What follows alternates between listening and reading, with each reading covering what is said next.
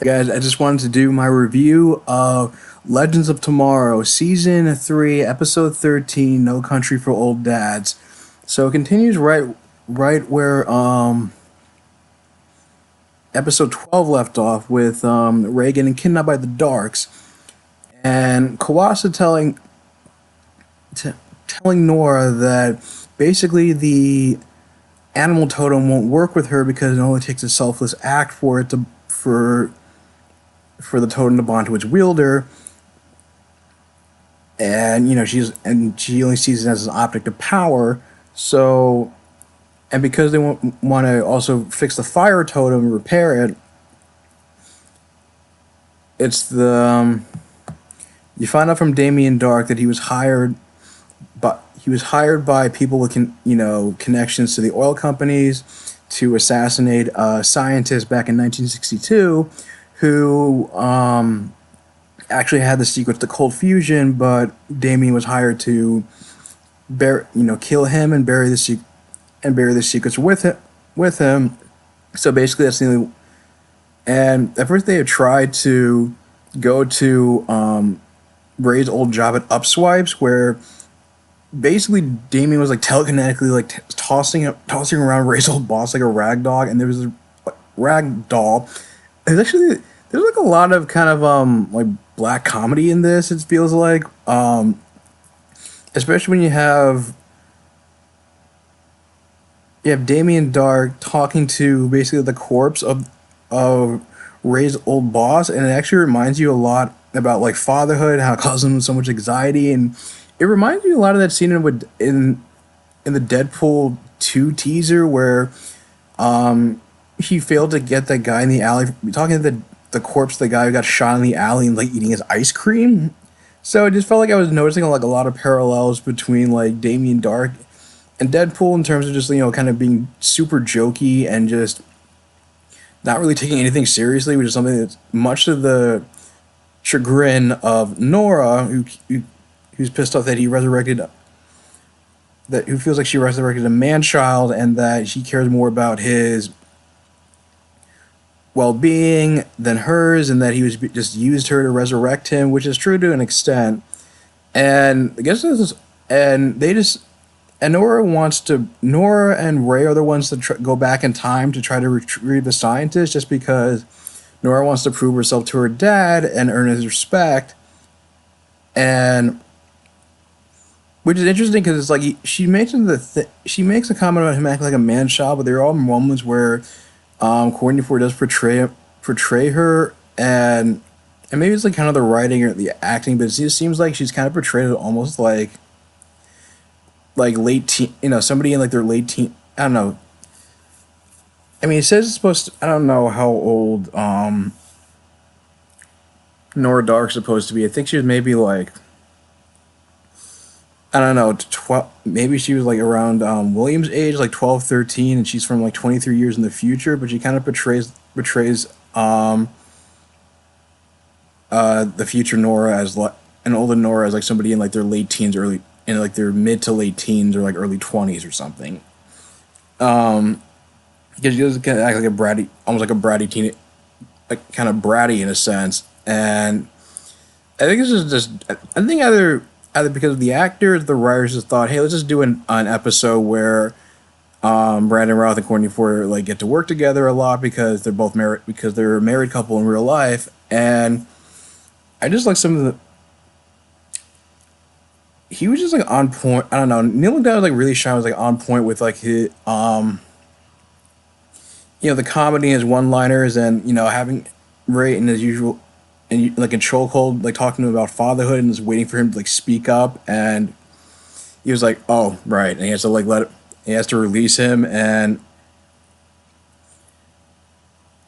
they actually did give him like a decent arc in this episode, Damien and Nora, about how they have like how dysfunctional the relationship is, and how Damien doesn't get across, has to learn to accept the fact that her daughter's grown up and has to stop treating her like a little girl, and say that she's always going to be proud of her. And so that was, And it was kind of showing like, in spite of being evil, I think the one of the redeeming qualities is like knowing how much they care for one another, especially when Nora gets kidnapped by the young Damien Dark, and basically Damien has to go after her in disguise and like conceal his face with. But it's like it's convenient how how like the younger Dark doesn't look down at like who he's who he's like choking, because like Damien's trying to fight off his younger self and trying to save Nora, try to lift Nora off the keep Nora from falling to her death, since the younger Damien threw her off the ledge of building when he didn't keep up his end of the deal when he brought the scientist. And Nora's like, listen, you gotta let me go, you'll die, like I can't lose you a second time, I love you. And then she falls, and that's what allows her to wield the power of the totem. So it kind of like it fleshes her out a little bit, and so she's not like totally evil. I mean, they don't come across like totally evil. And especially with the fact that you find out the scientist is trying to get across the Berlin Wall, or like he wants to get across to like West Germany, where his family is, and that he had, and hearing that he has a daughter as well is what stops Nora from torture. Also, as well as Ray's influence, what stops Ray from torturing him. And I think it's also Ray who says is actually accidental, was kind of like a middleman between the Darks, in which they actually kind of learn to like communicate how they're communicate and just kind of have like a better relationship, I guess. But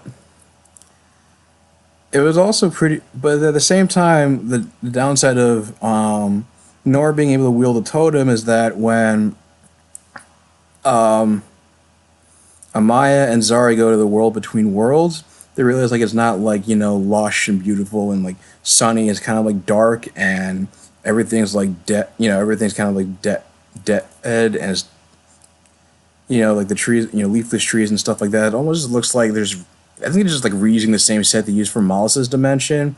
But Amaya's ancestor says that the fact that that the anachronisms and time being in such a fragile state is what's causing Malice to break free, and the more damage the time that's caused, the sooner and the easier it will be for Malice to break out of his prison. And apparently clearly it seems like he was like apparently an ancient demon who was locked away by, I guess, the original six wielders of the Zambezi totems.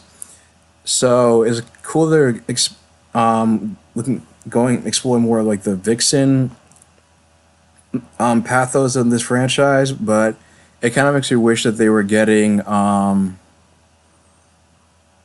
like Megalyn EK to play like present day Vixen. But I don't know. I mean, she seems to be dating, busy just dating Chris Rock at this point. So I don't know what that's about. I mean, I don't know why that would like be such a detriment. But anyway, but it was also just kind of funny, having Wally as be part of a group. He feels like he's a natural fit, and also funny when he was trying to help with Amaya and Zara with their meditation, saying that, oh yeah, I was Nate's wingman back when he was in Central City, and helping him get over a breakup from some basic bitch who broke up with him on his birthday, not realizing that that was Amaya he was referring to, and so he just like awkwardly just runs out of the room after like. Sorry, he said, I think we have a good vibe now. I think we got it from here. And also the fact that it's like he snatches the Jerry Garcia. I think it also, and the fact that it's like he's also the one like after Ray like destroys the Berlin Wall in order to cause an aberration to get the Legend's attention, that he's able to like zip in and not only like save Ray, but also grab the what's left of the fire totem um, from Damien Dark, and he has this like line referring back to season 2 and working with Thawne, where he says, "God, I hate speedsters." And they're able to get the secrets of the cold fusion from the scientist, even though he's shot by present before he's shot by after he before he's shot by present day Dark. So they'll be able to reconstruct the fire totem. And there's also this ending scene where they briefly talk with director Bennett about the seriousness of the Mullis situation, but he's trying to fix an anachronism, stopping Alexander Hamilton from seeing Hamilton, and all of a sudden, Grodd shows up and beats him to death while they're like FaceTiming, for lack of better terms, and that she automatically promotes Ava to become the director of the Time Bureau, and which means Rip is no longer a fugitive, is basically off the hook for. He's no longer going to be a fugitive. He can basically go back to work over as an agent there. But the suspicious thing is that he tells Gideon to delete a specific file about Ava, saying Sarah can never know the truth about Ava, and it makes me think that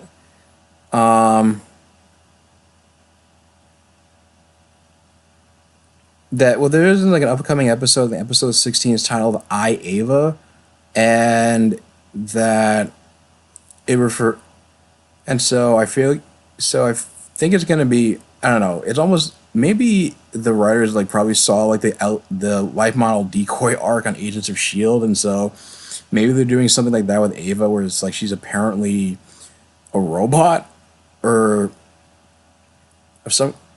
Or maybe she's, and then maybe, or I don't know, she is a cyborg and she just became like more like human, just kind of like how Gideon acts more human, or like somebody who died, members is transported into like a robot body, which just sounds really out there, but it is Legend, so I wouldn't really put it past them. They do like pretty preposterous things, and they usually pull it off better than most shows, or I say like better than like some of the stuff that they have than the stuff on, like you say, like Flash, or they kind of stick the landing more often. I mean, not that Flash can't do the preposterous stuff, but sometimes they don't always stick the landing. Legends, like, it knows it's silly, and it's not knocking the Flash. I'm just saying that at least the Legends know, like, revels in its absurdities in the ways that the other shows don't.